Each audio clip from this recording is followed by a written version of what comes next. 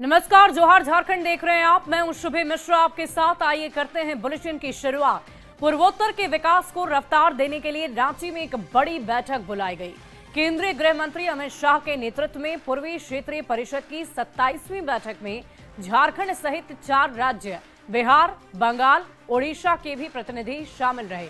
झारखंड से सीएम हेमंत सोरेन, बिहार से deputy CM सम्राट चौधरी के साथ ही ओडिशा के सीएम भी इस बैठक में शामिल हुए। बैठक में करीब 20 एजेंडों पर चर्चा हुई है।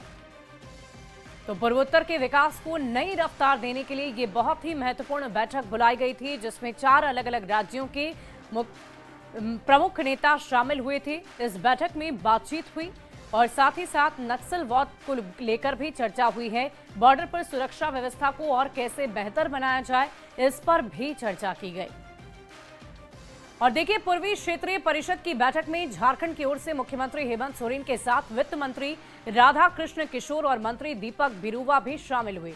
बैठक के बाद राधा कृष्ण किशोर ने कहा कि बैठक में झारखंड में विशेष राज्य सहायता राशि की मांग की गई। उन्होंने कहा कि इस बैठक का अपना एक खास एजेंडा था। वित्त मंत्री ने कहा कि राज्य उग्रवाद प्रभावित है और इसीलिए एसआरई फंड की मांग रखी गई है।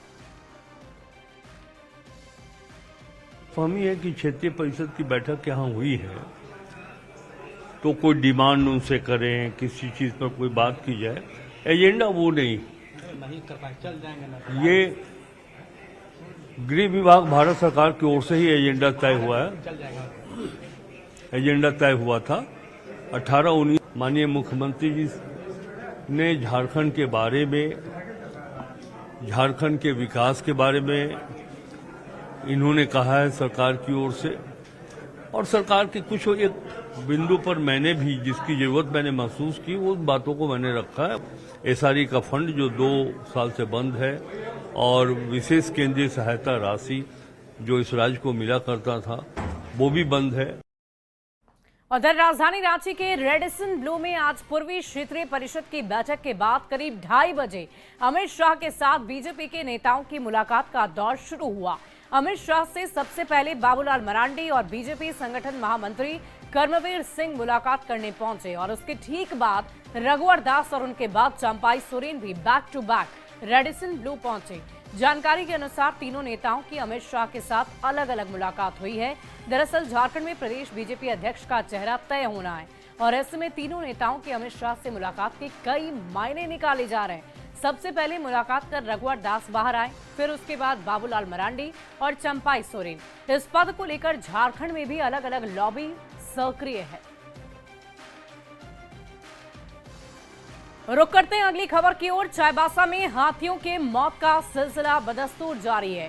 सेरेंगसया घाटी में एक और जंगली हाथी की संदिग्ध परिस्थिति में जान चली गई।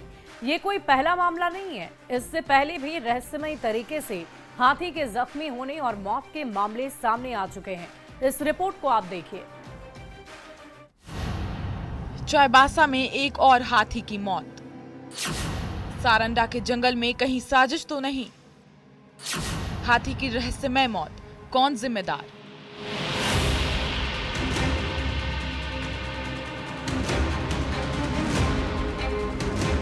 जी हां, चाईबासा में पिछले कई दिनों से हाथी घायल अवस्था में मिल रहे हैं।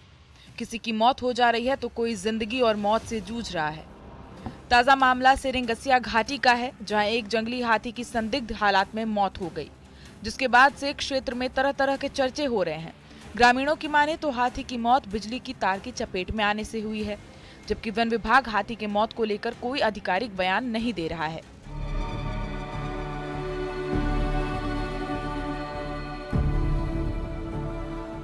इधर सारंडा के जंगल में 2 और हाथी के घायल होने की चर्चा है।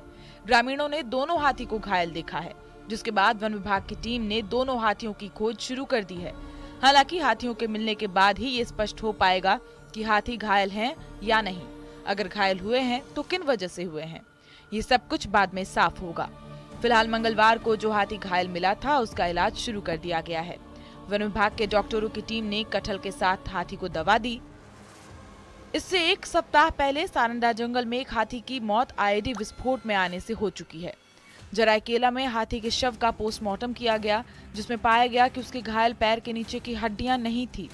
वन विभाग मौत के कारण की जांच करेगा। सैंपल को फॉरेंसिक जांच के लिए भेजा जाएगा। बता दें कि आईईडी ब्लास्ट के करीब 10 दिन बाद शनिवार देर रात हाथी की मौत हो गई। उसके इलाज में गुजरात से वनतारा की टीम भी वन विभाग की मदद कर रही थी, लेकिन हाथी की जान बचाई नहीं जा सकी। घायल हाथी के मिलने का सिलसिला जारी है। ऐसे में सवाल उठता है कि सारंडा के जंगल में कोई साजिश तो नहीं की जा रही। रहस्यमय तरीके से हाथी कैसे घायल हो रहे हैं? इसके पीछे कोई खौफनाक साजिश तो नहीं रची जा रही? न्यूज़ 18 के लिए संवाददाता रुपेश प्रधान के साथ ब्यूरो रिपोर्ट। और चाईबासा से एक बड़ी खबर का रुख कर लेते हैं। सारंडा के जंगल में घायल हाथी की मौत हो गई है। मंगलवार को ये घायल हाथी मिला था। मंगलवार के दिन बेहोश होकर शुरू किया गया था इलाज के दौरान आधे घंटे में ही उसकी मौत हो गई। एक सप्ताह में 2 घायल हाथी की मौत हुई है। 2 हाथी की मौत से चिंता में है वन विभाग। पोस्टमार्टम रिपोर्ट में हड्डी जलने की बात आई है। आईईडी विस्फोट से जख्मी होने की आशंका जताई जा रही है। बड़ी खबर आपको बता रहे हैं चाईबासा से।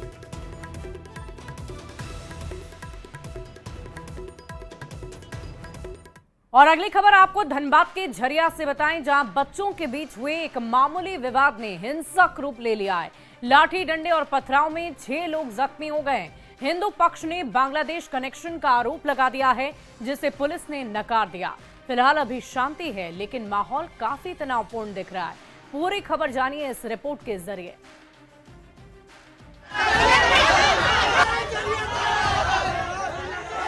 तुम लोग जाओ, हम लोग उधर में जाके भगा रहे हैं।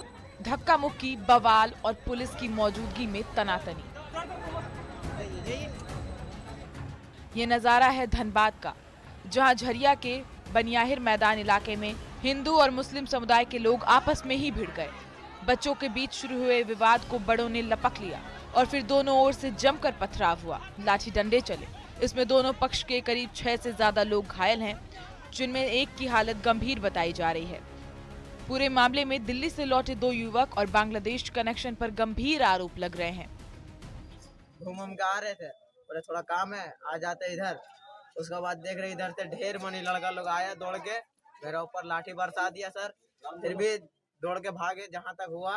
जो दूर लड़का आया है, 2-3 लड़का दिल्ली से आया है, मेन झगड़ा का जड़ वही लोग है। क्या मांग करते हैं? पुलिस को घटना की सूचना मिल गई? हम लोग मांग करते हैं कि उस जो आया है बांग्लादेशी और जो 2 युवक नया जो आया दिल्ली से, उन लोग को अरेस्ट कर। इधर मुस्लिम पक्ष की ओर से तालाब में जाने वाली महिलाओं के साथ गलत हरकत करने का आरोप लगाया गया है, जिसके बाद ही हालात बिगड़े थे। हालांकि इन आरोपों को हिंदू पक्ष की महिलाओं ने नकार दिया है। सर यहाँ बच्चे लोग खेल रहा था, उन लोग से लड़ा हुआ। उसके बाद सब लोग मेरे घर का पास पूरा सब 8 आदमी का सर फटा है।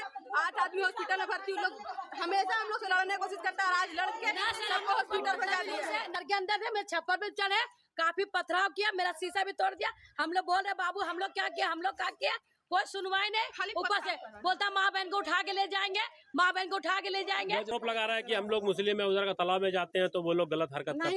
वही लोग करता है, वही लोग करता है। हम लोग बहू बेटी जाता है तो वही लोग बीच में कूद के नहाता है, मना करते हैं। तनाव की जानकारी मिलने पर सिंदरी एसडीपीओ के साथ कई थाने की पुलिस मौके पर पहुंची और लोगों को समझाकर हालात को काबू में किया। बांग्लादेश कनेक्शन की बात से एसडीपीओ ने इनकार कर दिया है। रास्ते में आने जाने को लेकर के दोनों। लेकिन सर कुछ लोगों का कहना है कि कुछ बाहर से बांग्लादेशी लोग आए हुए जो मारपीट कर दिया है। अभी फिलहाल सर क्या स्थिति है? जो है वो स्थिति बताए हैं। 2-3 लोग घायल हैं। बच्चों के बीच शुरू हुए विवाद को आसानी से सुलझाया जा सकता था, लेकिन इसमें बड़ों की एंट्री और इलाके में फैला तनाव इशारा करता है कि कुछ लोग माहौल बिगाड़ने की साजिश में जुटे हैं। जरूरत है पुलिस प्रशासन की ओर से कड़े कदम उठाए जाने की, ताकि फिर से हालात बिगड़ ना सके। न्यूज़ 18 के लिए धनबाद से संजय गुप्ता की रिपोर्ट। और देखिए, सावन के पवित्र महीने की शुरुआत होते ही जमशेदपुर शहर सावन के रंग में रंग चुका है। सावन के पावन महीने को देखते हुए लौहनगरी जमशेदपुर के बाजार भी पूरी तरह सज धज कर तैयार हैं। कांवर कपड़ों से बाजार भरा पड़ा हुआ है, तो वहीं महिलाएं भी हरी रंग की चूड़ियों की खरीदारी में जुट गई है। इस रिपोर्ट को आप देखिए। बाजार पर चढ़ा सावन का रंग, सावन की बहार, बम बम हुआ बाजार, भगवा रंग से रंगा बाजार, श्रृंगार में दिख रही हरे रंग की धूम।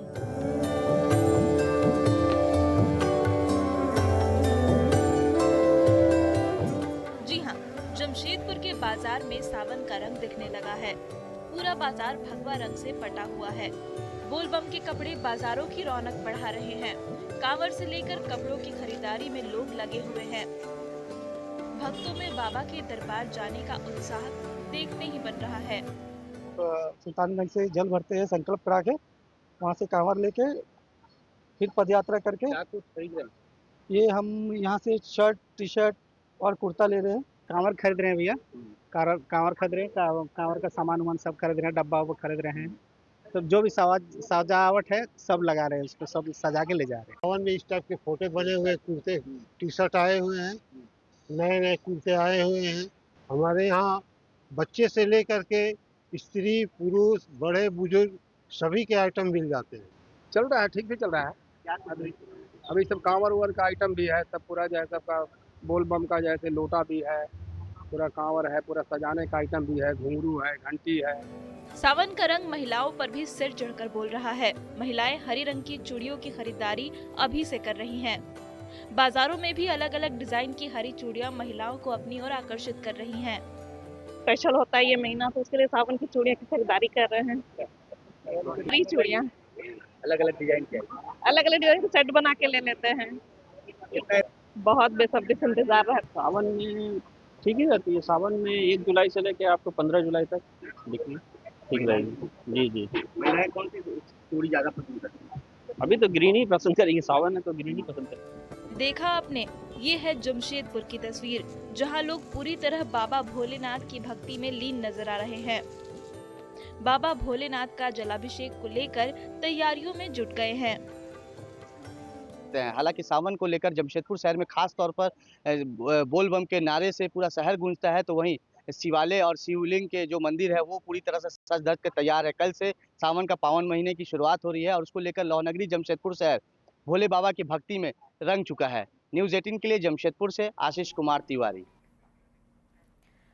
और फिलहाल उस बुलेटिन में अभी के लिए बस इतना ही, लेकिन न्यूज़ 18 बिहार झारखंड पर खबरों का सिलसिला लगातार जारी है।